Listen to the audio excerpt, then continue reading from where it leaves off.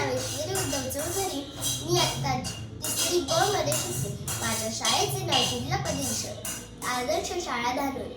मी तुम्हाला एक प्रयोग करून दाखवणार. माझ्या प्रयोगाचे नाव आहे, ज्या भांड्यात तुम्ही पाणी ओताल त्या भांड्याचा आकार पाने घेते. प्रयोगाला लागणारे साहित्य: 2 काचेचे ग्लास घ्या व 2 बशा घ्या. मी गव्हाचे पीठ घेतले आहे. मी एका बशीमध्ये थोडेसे पीठ ओतणार आहे.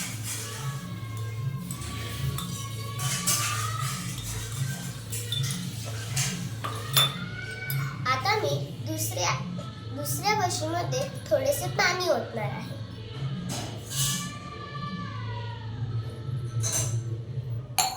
त्याचप्रमाणे मी ग्लासमध्ये सुद्धा पाणी व पीठ ओतणार आहे.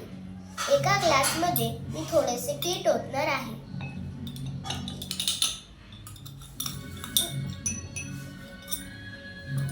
व मी दुसऱ्या ग्लासमध्ये थोडेसे पाणी ओतणार आहे.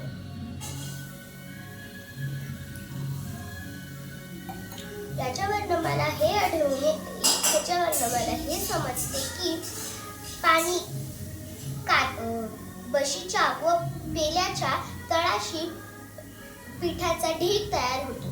पाणी मात्र कोणत्याही भांड्याचा आकार घेते. याच्यावरनं मला जास्तीत जास्त हे समजते की पाण्याला स्वतःचा आकार नसतो. म्हणूनच पाणी फरशीवर